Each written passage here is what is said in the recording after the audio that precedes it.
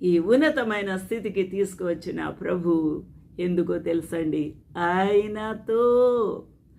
ఆయనతో నిత్య జీవితంలో నువ్వు గడపాలని, ఆయనతో సహవాసము చేయాలని, ఆ నిత్య రాజ్యంలో నీవు సంతోషించాలని ఆయన ప్రయాస. నశించిన దానిని వెదకి రక్షించుటకే మనుష్య కుమారుడు ఈ లోకమునకు వచ్చి ఉన్నాడు. హల్లెలూయా, దేవునికి మహిమ కలుగునుగాక. ఈ రోజున నీ జీవితంలో ఆ ప్రభుని గురించి ఎటువంటి ఆలోచన కలిగి ఉన్నావు?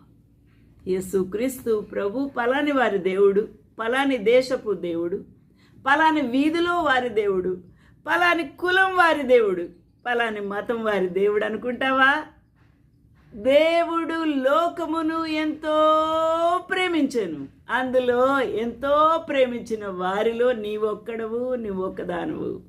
ఈ